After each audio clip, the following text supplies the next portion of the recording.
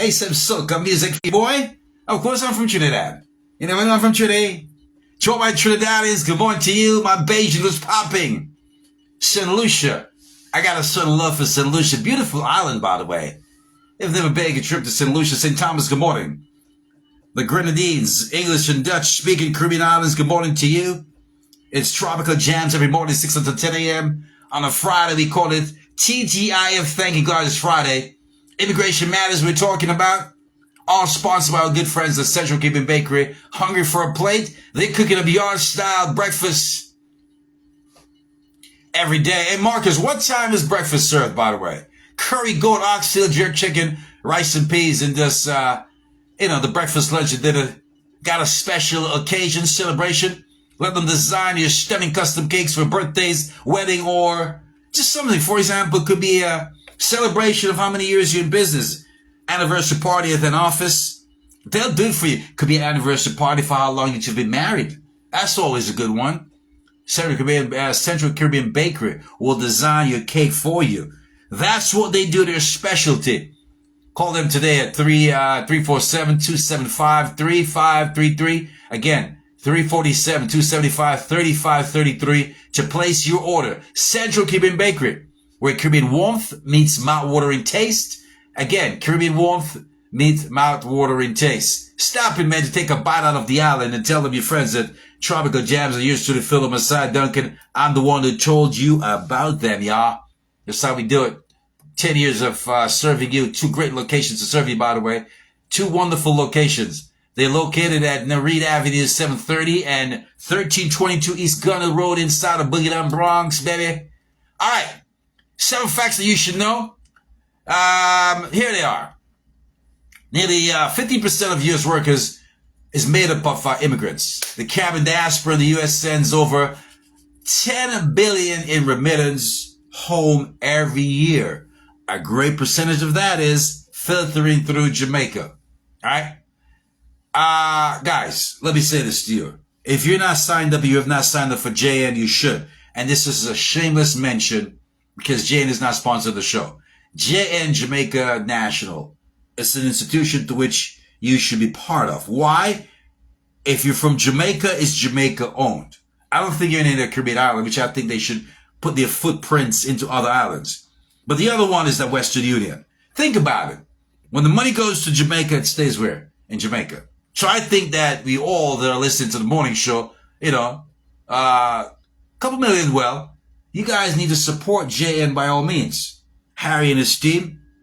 I go to the one on, the one over on Boston Road in the Bronx, over in Hartford and Albany Avenue. I support them. My wife told me, she said, look, dude, you got to be part of JN, man. You got to support JN. I'm like, hey, not a bad idea. I'm one for our people. Business first because race first. It's a fact. Every other nationality practices race first. We're the only one that when we make our money, we take it and we put it to the other race. We spend with them. Here, take our money. Guy buying crazy amount of bottles of champagne in a club whereby a old woman can't find a medication on the block that he grew up on as a young kid. Makes no sense. I never factored that out. You're spending $100,000 in a club for the night, and there are people where you grew up that are starving. People can't afford to buy their medication, can't find their next meal, but you just waste all that money and give it right back to the system.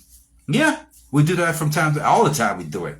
And we think it's cool. And you're not giving back to the people of the place that you grew up and came from. Makes no damn sense. So you're sending money to JN. The point is you're filtering the money back to where you came from. All right? Support, and believe in race first, always. So again, here it is. These are facts that one should know about these are stuff that immigration matters on a Friday. We're talking about it. The Caribbean diaspora, again, we said, send back over $10 billion in remittance to home every year. Language access is now legal rights in many U.S. government services. All right? So are you Spanish? Are you, French? Are you Dutch? Where are you from? Are you Russian? They got an interpreter for you, most places. Immigrant-owned businesses employ millions of Americans. These are some facts that you should know about immigrants in America.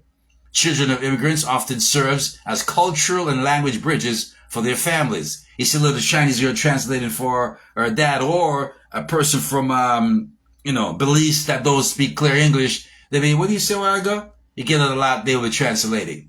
All right. The U.S. Diversity Visa Lottery Service received 10 million applications annually.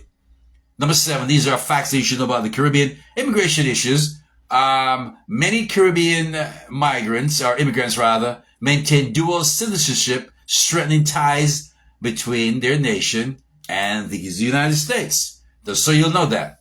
To my friend north of here, Canada, good morning to you guys. Ontario, Calgary, what else there? Toronto, very popular place. Carbon is coming up in a couple of months. All right, so the word of the day again is navigate, to find one's way through a difficult path or situation. In an instance, guys and gentlemen, we look at it and we say, how do we navigate the day?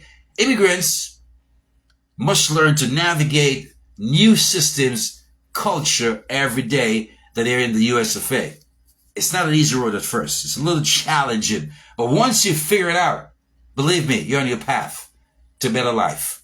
Here's an inspirational message for you, from me to you this morning. No matter where your journey began, your dreams are valid. Every sunrise is a new chance to build the life you imagine. Keep believing, keep striving, and keep your heart open. My brothers and sisters, you cannot go wrong. I got some news, sports, entertainment reports for you, but let me take a look as to today's topic of the day. All right, we'll talk about the topic of the day this morning. And today's topic is about language barriers. And again, we're centered around immigration. All right, the language poses problem for a lot of people when they got to be asked, what did he say yet? Repeat that. I didn't understand what he said just now. Oh, what did he say? Or what did she just say? Language barriers are obstacle to communicate that immigrants faces when they don't speak the dominant language of the new country. So it's like, you going into Russia to live and you don't speak Russian. There's going to be a language barrier for you. All right.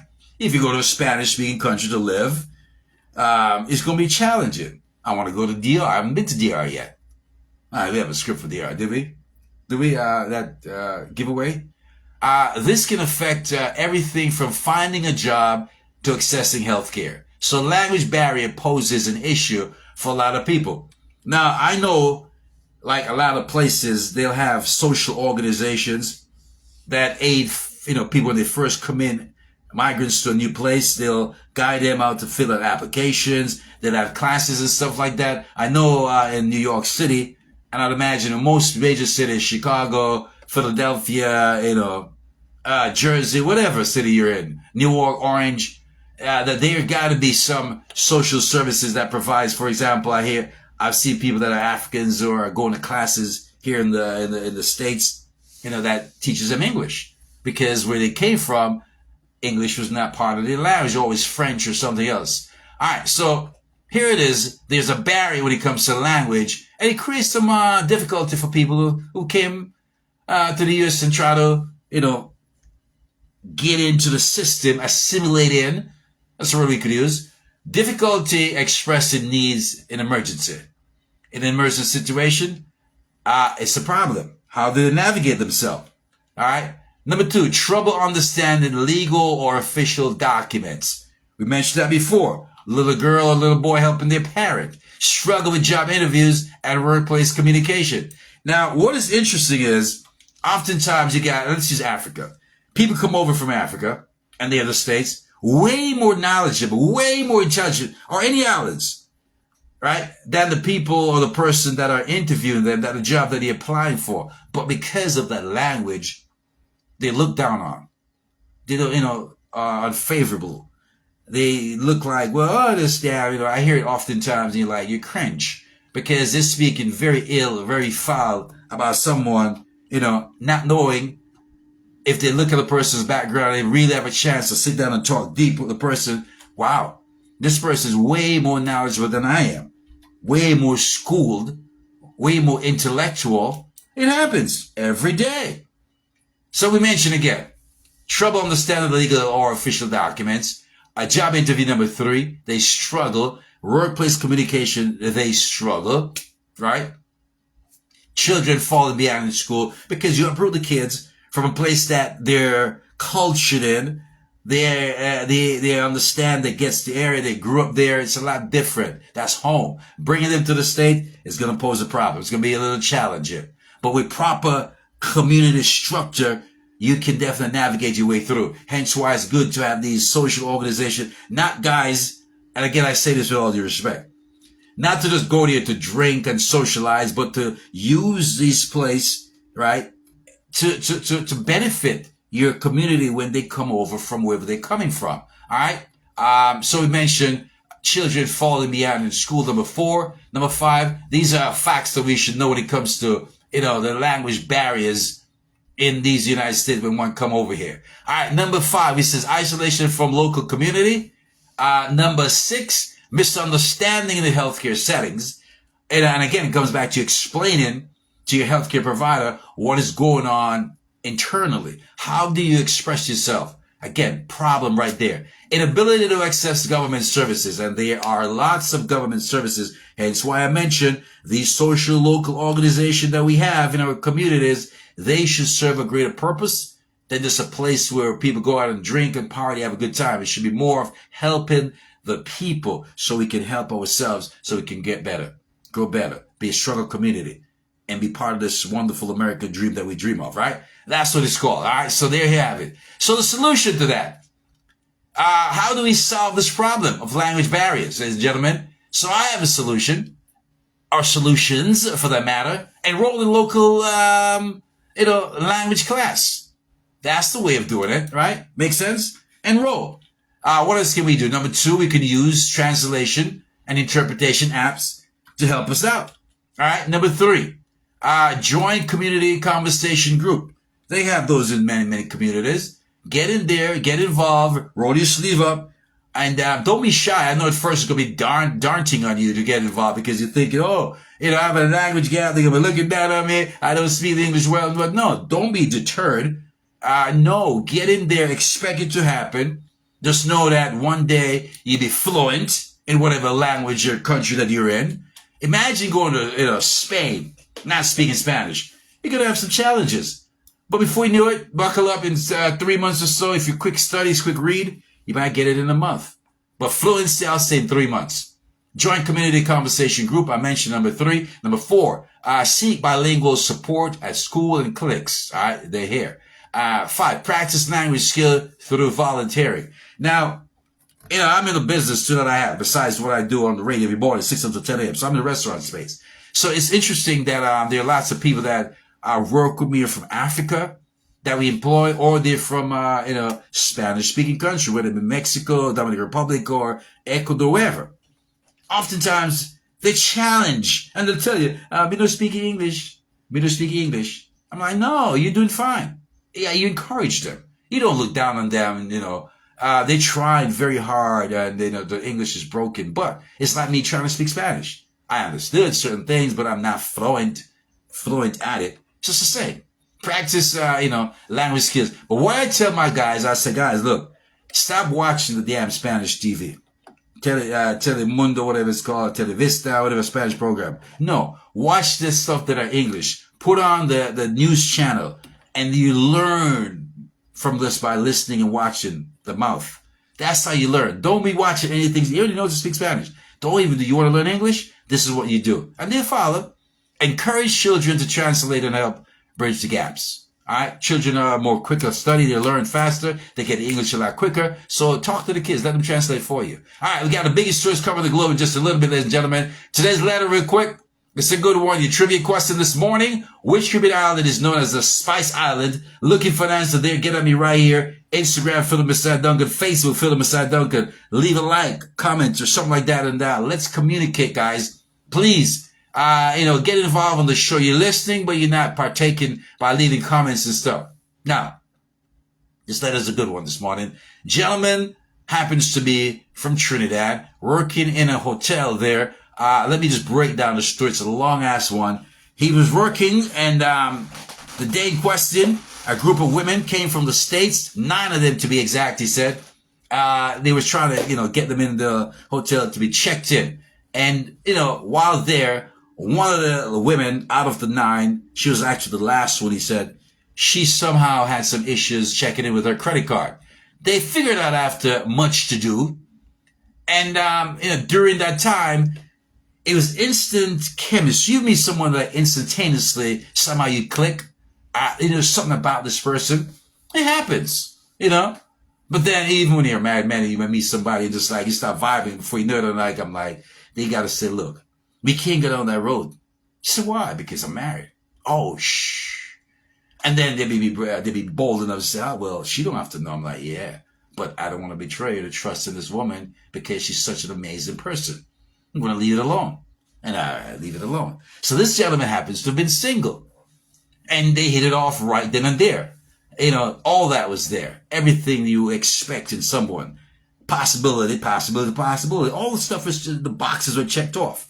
So before you know it, they spent the week in Trinidad. It was around carnival time, he said. And, things just pop off. She flew back to the States.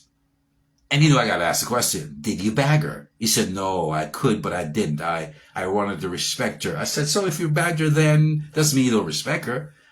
People think that, a little sidebar here. Having sex on the first date don't mean that the person is cheap. I've had many first nighters, one night. It could be one nighters, but turns out that I dated a person long after. It wasn't just that things were right. You know what I'm saying? And you had the skills, ability to maneuver and convince her to drop them, drop them baggies. And it happens on the first date. It happens. Multiple times I've had it. I've had it where it happens, just, we keep it moving. Nothing happened after that. But, back to this gentleman here. Turns out, months later, she came back to the islands and, popped the question, blah, blah, blah, blah, blah, blah. I think you should come live with me in the States, and why not? Only way to do it is to get married. So they did what they're supposed to do legally. He flew and came into the States, and now they're happily married. He said 3 months to date from the time he got married to this woman. Little signs, her attitude and her mouth was very mouthy and, talk. Island man, you don't want to, certain conversation you don't talk about or say certain things you don't say to a man. Then she told him to wash her panties. And that didn't sit well with him. He said, no, I'm not going to do that. I don't do that. And she was offended. And she smacked the crap out of him. So she started punks on me like, a tigress or something. Like just beat up me and beat the crap out of me. And he said he took it because if he hit her back, what's going to happen? So he just kept his composure. And one day they had a family gathering and everything was going well. They prepped the meal. He's cooking. He's a good cook, he said. And she just went in on him. Started calling him in front of everyone. Even friends are like, hey, calm down. But she was very disrespectful. And then she would withhold sex. The intimacy was there for months. Nothing. No sex at all. And, the pain, the confusion, the isolation. So he's starting to wonder, what can I do for them? Is there anything that I can do legally? And I'm like, bro, let me do some research. And that's how this morning's topic came up. All right. Yes, there's something you can do. If you're in the U.S. and a marriage is happening and you're here for a marriage-based visa and your relationship becomes abusive, you have rights. The Violence Against Women Act, the VAWA, allow abusive spouse, regardless of gender, to self-petition for a green card without the help or the consent of the abusive spouse. All right. It is critical to document every incident of the abuse and seek help with an immigration attorney or advocacy group as soon as possible. So my brother, you're listening again to you. You have rights. You're going to be all right. You got those things documented. You told me it's good. What does this mean? I'll get into that. And how does it matter to you? We'll talk about all those things and more. Stick around, ladies and gentlemen. It's Tropical Jamz every morning, 6 up to 10 years to the Messiah, Phil Duncan, mornings like these. That's how we get down, guys. Plenty of information. The biggest stories covering the globe. Entertainment-wise, what about them Knicks, y'all? They're doing it. We're keeping it like this with us a little bit. Tropical Jamz in the morning, PhilipDuncanRadio.com. Good morning. Hey, spread the words, huh? Letter of the day. Battle between trying to get my papers Whoa. What do I do? That's how I do it.